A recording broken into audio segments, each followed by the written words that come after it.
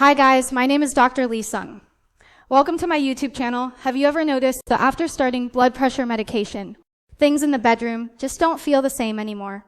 Maybe erections feel weaker or harder to maintain. And you start wondering, asterisk, is it the medication or is it something else? Asterisk, let's talk about it. High blood pressure or hypertension is one of the biggest silent causes of erectile dysfunction. In fact, research suggests that up to 70% of men with high blood pressure also experience some degree of sexual dysfunction. And here's why. Blood pressure doesn't just affect your heart. It affects your entire vascular system, your blood vessels, everywhere in the body, including the penis. And erections are all about blood flow. When those vessels become stiff, narrow, or damaged, it becomes much harder for blood to flow in and stay there. That means weaker erections, or sometimes none at all. And it's not just men. Women with high blood pressure can also experience changes like reduced arousal, less lubrication, and even discomfort during intimacy, again because of reduced blood flow. So yes, blood pressure matters a lot for sexual health. But here's where it gets complicated, because the very medications used to treat high blood pressure can sometimes contribute to sexual side effects too. And that leads to a frustrating situation: treat the pressure or protect sexual function. The truth is, you don't have to choose one or the other. But you do need the asterisks, right medication strategy asterisks. Let's break it down.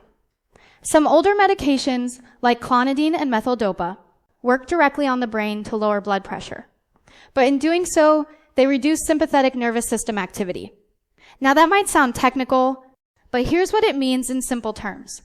Your body uses subtle signals like heart rate changes to recognize arousal. If a medication lowers heart rate too much, that arousal signaling can become blunted. And for some people, that translates into reduced desire and difficulty achieving erections. Then there are diuretics, often called water pills, like thiazides. These medications change how your body handles salt and fluid balance. But they can also indirectly affect blood vessel tone, making arteries slightly more constricted. And when blood vessels are tighter, less blood reaches the penis, making erections more difficult to achieve and maintain. Next, beta blockers like metoprolol or propranolol. These are commonly used medications, but they can sometimes lower heart rate and dampen nervous system activity.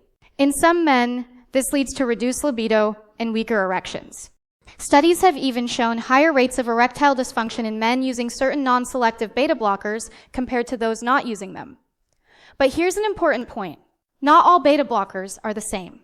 Newer or more selective ones, like nebivolol, may actually have a much lower risk of sexual side effects, and in some cases may even improve erectile function.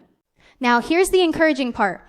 Some blood pressure medications are actually neutral or even beneficial for sexual health. ACE inhibitors, ARBs, and certain calcium channel blockers fall into this category.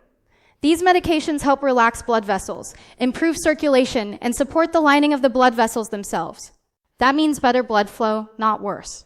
And in some studies, ARBs like valsartan have been linked with improved sexual desire, better erection quality, and even improved satisfaction.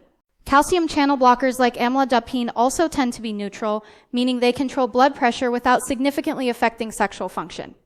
And nebivolol, as mentioned earlier, may actually enhance nitric oxide production, which plays a key role in erections by improving blood vessel relaxation. So what's the takeaway?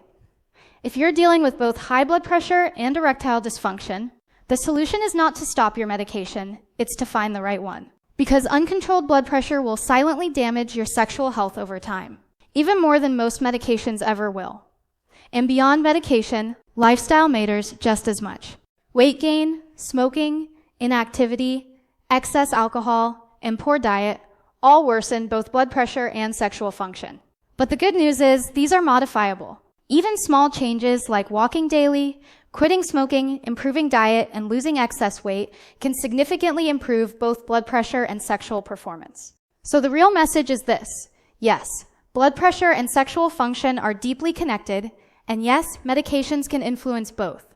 But with the right approach, the right medication, and the right lifestyle changes, you can absolutely protect both your heart and your sexual health at the same time. If this helps you understand your body better, don't forget to share it with someone who might need it. And subscribe for more clear, science-based health explanations. And take care of yourself, because your health and your confidence are worth it.